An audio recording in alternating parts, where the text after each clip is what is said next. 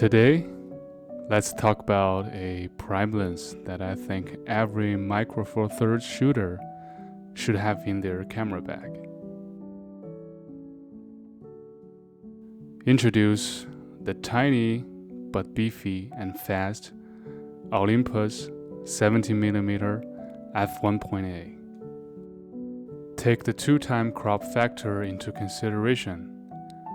This lens is 34mm focal length, equivalent on a full-frame sensor, making this lens the counterpart of 35mm wide-angle prime in Micro Four Thirds system. Actually, it's one of my favorite focal lenses as it's so versatile. If you only let me bring out one prime lens with me, especially when I don't have a specific shot on mine, I will certainly choose this focal lens.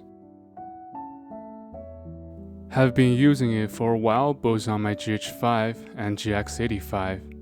I gotta say, I really enjoy using this lens. The all-metal build just feels so solid. It's quite tiny in size, but definitely feels premium. It balances very well on small cameras like the GX85. A lot of people complain that it doesn't feel quite right when paired with larger cameras. Well, I personally think it also fits very nicely on my GH5, making it a very stealthy combo for shooting handheld. I love how small the front element is, which makes it very easy to clean and not prone to damages. The manual focus ring turns very smoothly.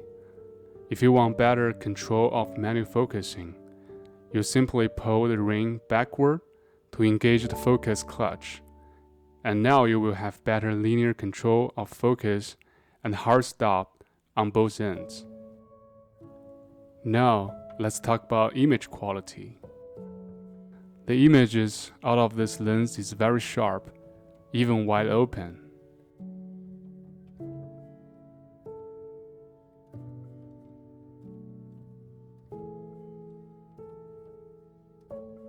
In my test, I didn't see noticeable chromatic aberrations or vignetting. Due to excellent optical performance, even in extreme scenes such as backlit by the sun, the contrast is still very good, even though you do see lens flares sometimes. Being a f1.8 lens, it's able to deliver quite good bokeh if you are close enough to the subject. However, let's face the truth.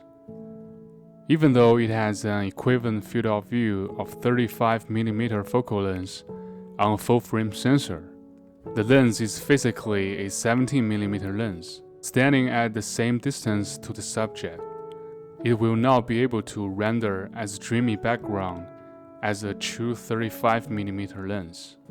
So if blurry background is the main thing that you are looking for, choosing a longer focal length or a larger sensor format might be a better choice.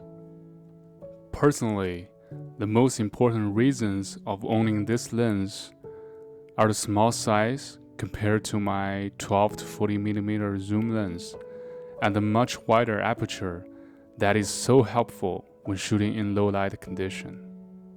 With this lens, I can keep the camera ISO under 1600 for 99% of the time.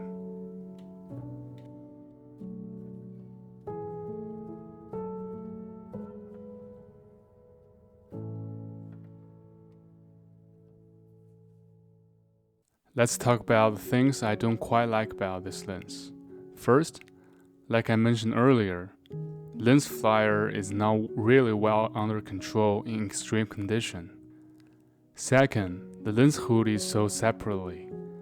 As far as I know, the lens hood is quite expensive. Third, not weather sealed.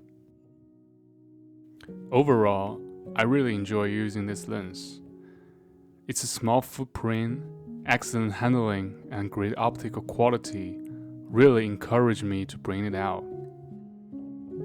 Hope you find this review helpful, and please consider subscribing. and I will see you in the next video.